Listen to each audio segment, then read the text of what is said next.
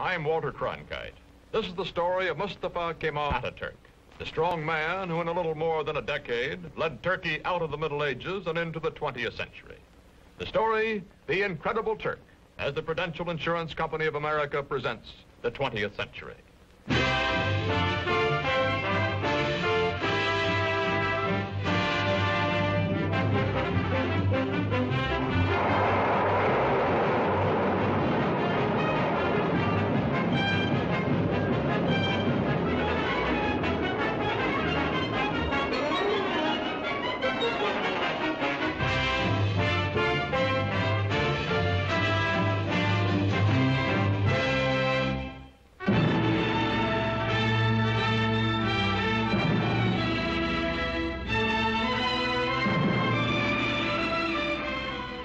In the Middle East today, chaotic, vulnerable to Soviet expansion, Turkey, modern, powerful, and a rarity in this area, pro-Western, is prepared to defend herself against any aggressor. This is the border between Russia and Turkey, guarded day and night. The red sentry does not know he is being photographed from across this border. He feels that he is being watched. He is also suspiciously watchful.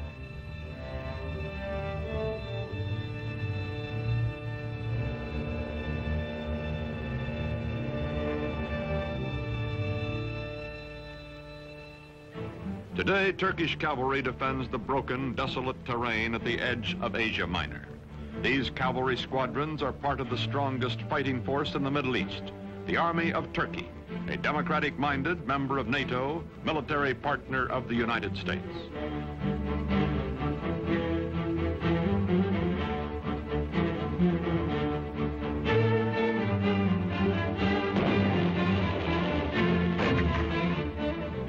Modern Turkey, strong and stable, was created out of a dying Oriental despotism by one man, unique in history, Mustafa Kemal, called Atatürk, father of the Turks.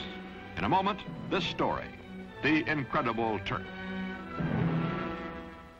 By 1900, the Ottoman Empire, land of many races and religions, has lost her ancient tolerances and her world position, is reduced from medieval splendor to medieval squalor.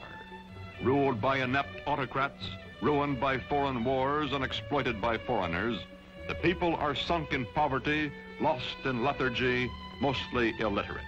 The Turkish Empire continues to exist only because the European nations cannot agree among themselves to dismember her.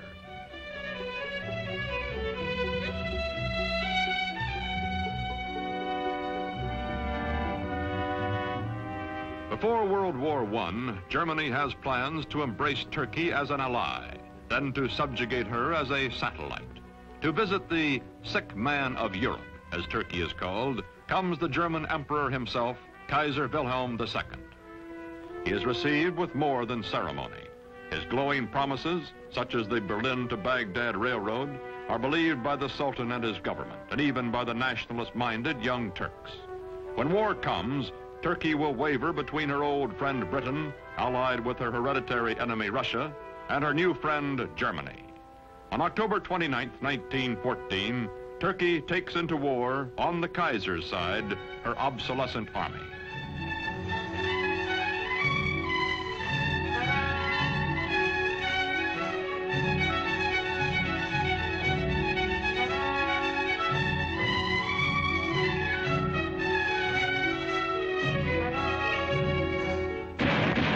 February 1915, the British plan to force the Dardanelles past Gallipoli, take Constantinople, and free Russian shipping in one naval campaign. Mustafa Kemal is an unknown officer commanding a feeble Turkish division at Gallipoli. His brilliant strategy and ferocious personal leadership changed the course of the battle, the campaign, and the war. After 10 months, the British signal defeat and steam away, leaving on the historic shore of the Hellespont a new hero in Turkey. One victory, one great military commander are not enough. The defeat of the Central Powers by the Allies brings the end of the old Ottoman Empire. It is carved away, leaving only Turkey proper, a much smaller and more homogeneous land which, with leadership, may become a nation. November 1918. The ships of the victors crowd the harbor at Constantinople after World War I. From the palace of a weak and corrupt sultan, there comes no opposition. Turks bowing to Mecca accept their fate.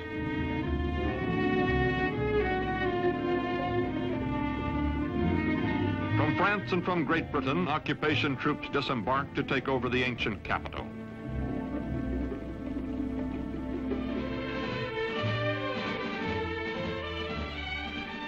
Sure that the Allied armies in Constantinople will do nothing to prevent it, Greece is preparing for an invasion of Turkey. On May 15, 1919, the Greeks land their troops.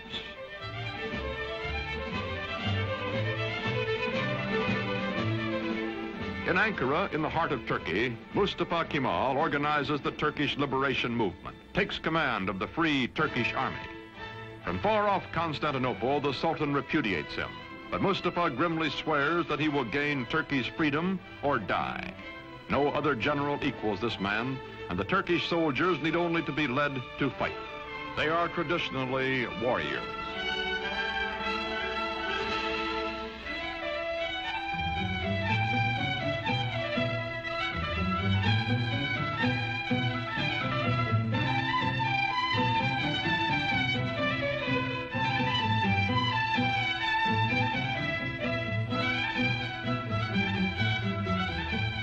Quickly, Mustafa Kemal gathers the forces of an occupied Turkey under his almost unchallenged domination. His hastily recruited bodyguards stand ready to defend him with their lives. Mustafa Kemal pits his cold, inexhaustible toughness, his unyielding determination, his knowledge that the people are with him, against the continued fanatic opposition of the Sultan's government. Ammunition must be made by hand, by old men and hungry workmen, boys and children. Mustafa Kemal's Turkey is going into battle with the Greeks.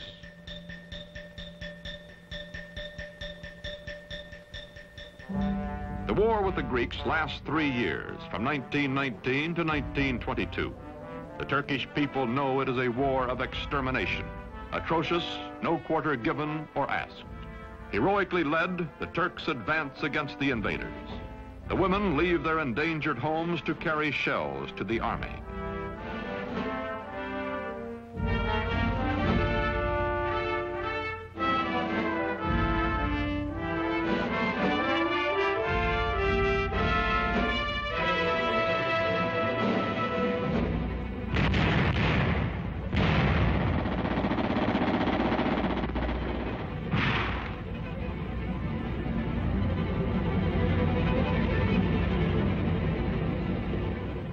September 1922, the Greeks are driven back to the Aegean Sea.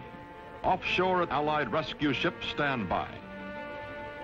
Into the seaport of Smyrna, called Izmir by the Turks, pour thousands of Greeks, joined by sympathetic Christian minorities, fleeing before the armies of the man whom the British call the most terrible of all the terrible Turks. From the ships, bread comes to the docks for the desperate refugees. Bread so that they may live another day.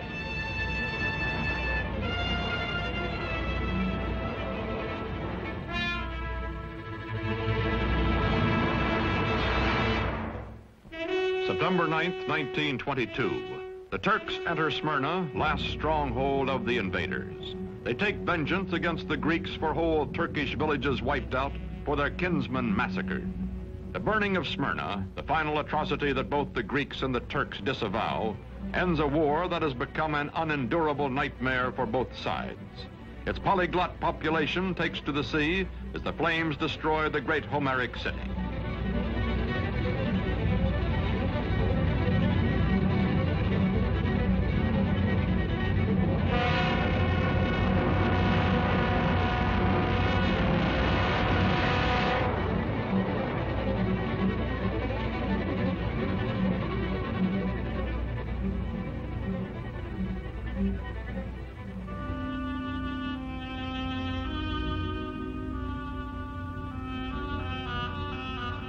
Star and crescent fly over liberated Turkey. Mustafa Kemal Pasha, married to a woman of Smyrna who personifies his ideal of Western freedom for all Turkish women, is Chief of State and Supreme Commander of the Army. With the winning of the war, he removes his uniform, never to wear it again. He is now granted dictatorial powers by the elected National Assembly.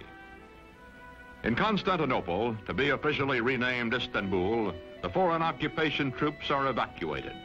In the fall of 1922, Sultan Mohammed VI, whose family has reigned for 7 centuries, fears for his life and goes into exile as crowds cheer his going.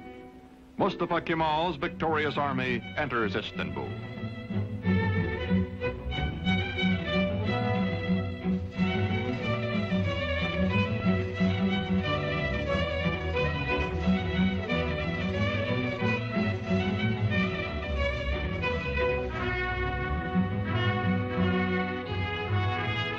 First president of the First Turkish Republic, Mustafa Kemal, during the 1920s, keeps his limitless wartime powers and his command of the army, makes the hard, dry town of Ankara his capital. His fantastic dream is not of empire or conquest, but of creating a democratic Turkey, a new kind of Turk in his lifetime. The Ottoman sultans also had been caliphs, secular and religious rulers. Turkey's new government separates church and state. Instead of Friday, day sacred to Islam, when Muslims everywhere ritually cleanse themselves, the Western Sunday is proclaimed the official day of rest. Although Mustafa Kemal insists on personal religious freedom, it is known that he personally detests the gesture of abasement prescribed for worship when Muslims touch their foreheads to the floor in their brimless headgear.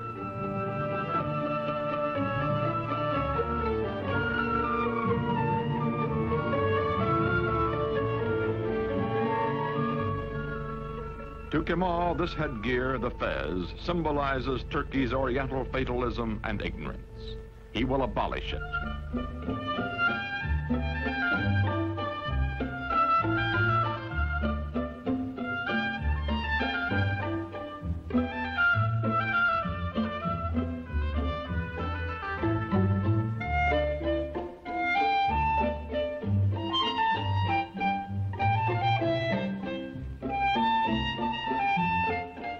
Wearing the fez becomes an act of treason. European hat makers unload in Turkey. But woe betide the foreigner who dares laugh at a Turk in his new hat. More than 90% of Turkey's 13 millions are illiterate. Mustafa, who earned in school his second name, Kemal, meaning excellent, himself takes charge of replacing the difficult, obsolete Arabic script. A new Latin alphabet, a revised and standardized Turkish language are prepared by experts bullied into haste by Kemal.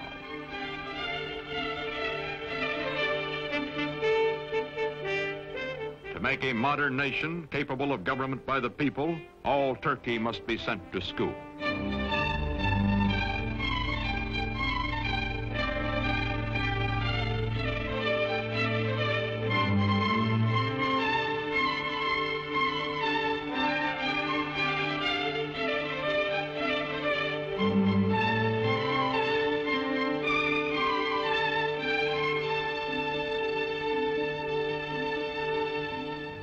Islamic traditions are shattered.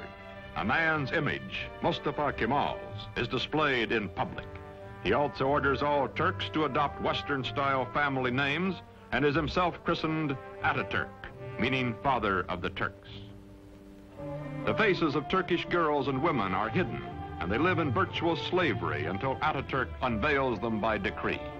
Now divorced from his wife, he takes pleasure in the company of emancipated women and insists that all Turkish women adopt Western clothes, gives them equal rights under the law after abolishing polygamy, and opens to women all the trades and all the professions.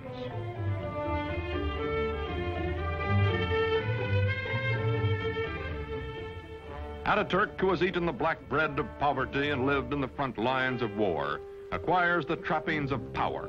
His proud, fiercely disciplined bearing, which annoyed his superior officers years before, does not change now that he acknowledges no superiors. The men around him treat him as emperors and primitive chieftains and modern dictators are treated. Flatter and yes him, seek the smallest of privileges, such as lighting his cigarette.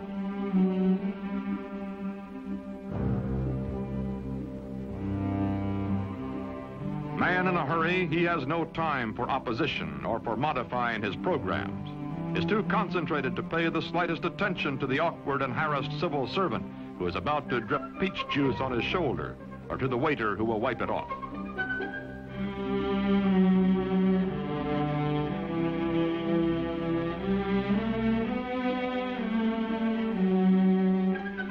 Although gossip is rife of his spare time affairs with women, of private drunken orgies by which Atatürk relieves long periods of relentless labor, this monarch in mufti never loses his public dignity, even at play. He is adored, also respected, also hated and feared and ruthless in dealing with those who oppose him. Now he goes into the countryside, to remote villages, to archaic farms, to rouse the lethargic and primitive peasants. His credo, Turk, be proud, work, be confident.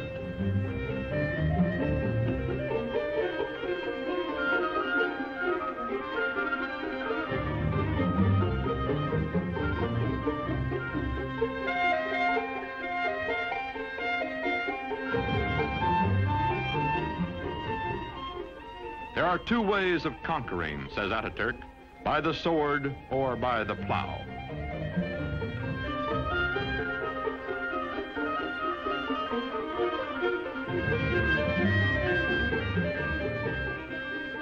To show his phlegmatic peasants what he wants, he buys land, demonstrates the advantages of tractors.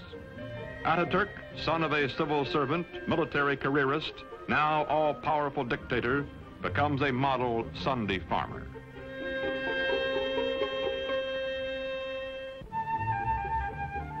The world is anxious to restore good diplomatic relations with Turkey. From the United States comes Ambassador Joseph Clark Grew.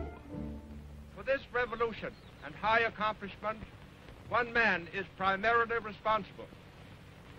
The name of Gazi Mustafa Kemal will forever be associated with the development, founding of the new modern Turkish state, and will forever be inscribed indelibly upon the rolls of history.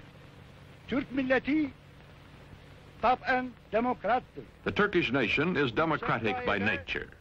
Zaten çok yükselmiş bulunan Amerika milletinin Türk milleti. I have no doubt that the American nation, which has gone so far in this ideal, is Turkey's friend in her aims. Bütün beşeriyeti birbirini sevmeye.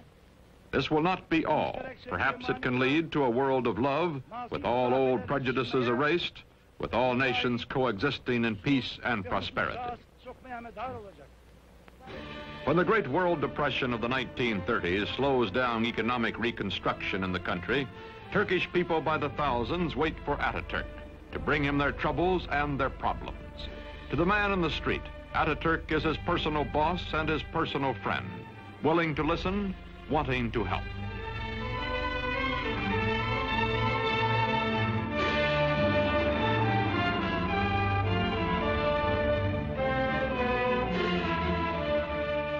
All over the country, Atatürk preaches the ways of the West, scolds and harries workmen to carry out his forcible plan for industrializing the Turkish Republic.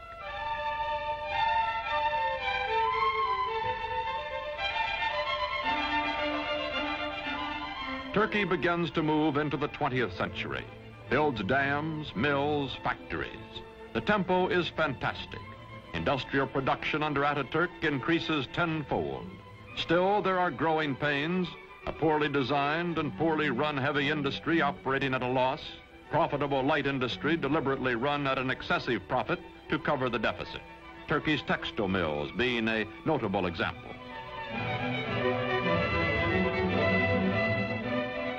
The European nations compete briskly for Turkish trade, for her surpluses, her chrome, and her tobacco, in exchange for the manufactured goods, machinery, and arms she imports. Turkey's foreign relations are excellent, but war is in the offing. Atatürk hopes Turkey can remain neutral, as indeed she will do during most of World War II. But meantime, he must mend his defenses and re-equip his neglected army, a bayonet army from an earlier era of belligerence.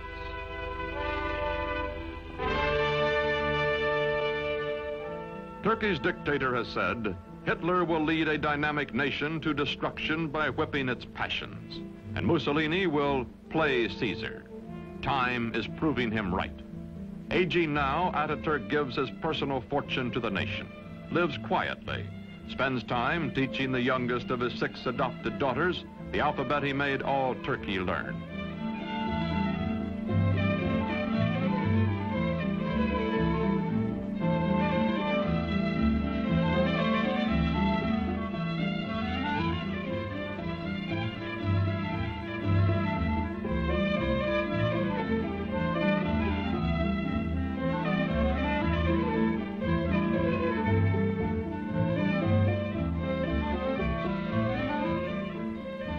Watching his young nation, Father Atatürk believes in her democratic future and has preserved for her under his autocratic rule the Republican Constitution and the secret ballot which will elect his successors. His severest Western critic grudgingly admits Atatürk is dictator so that Turkey may never again have a dictator.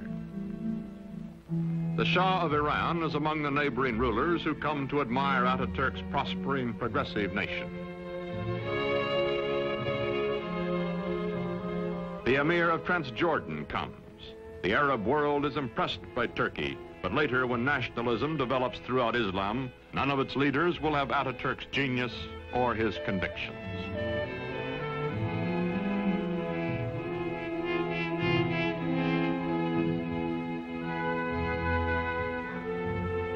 An ailing Atatürk spends much time aboard the yacht presented to him for his health by the Turkish people. Long ago, he has said, I will lead my people by the hand along the road until their feet are sure and they know the way. Then my work will be done.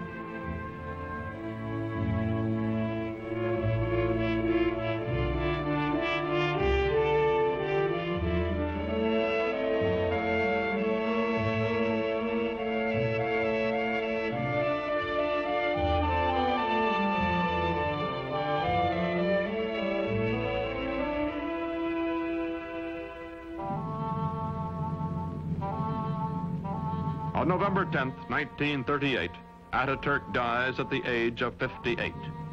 13 years of his life he spent in active warfare fighting for Turkey.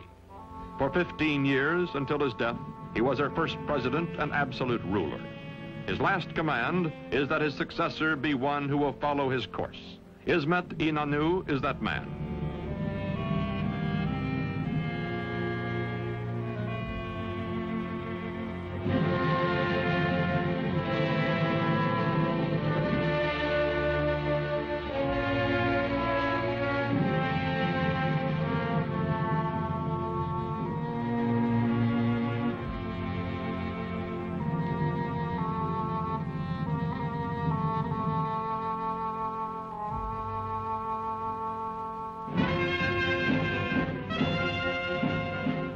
Today, this mausoleum is a shrine for his people, who well and truly mourned for Atatürk.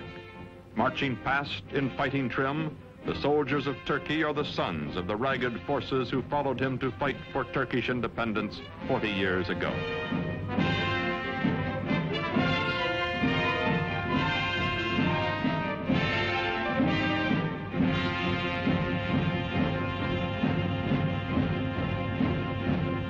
Modern Turkey is a vigorous ally of the West. She welcomes not only foreign products, but the foreign bases and men on her soil to help defend her way of life and her NATO alliance. Not all of her problems have been solved, however. Her economy is heavily bolstered by, some say virtually dependent on, Western aid. Her democracy is still far from perfect, and historians still argue about Atatürk, the man who in less than 2 decades made Turkey over. His methods, his tyrannies, his personal habits. Yet none denies the staggering achievements of the incredible Turk.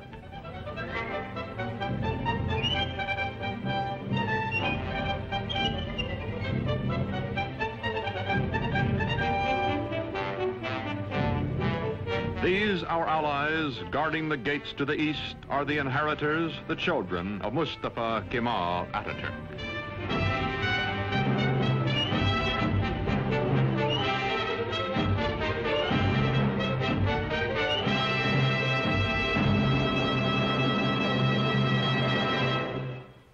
story of next week's episode in a moment. And now a message from your host, the Prudential Insurance Company of America.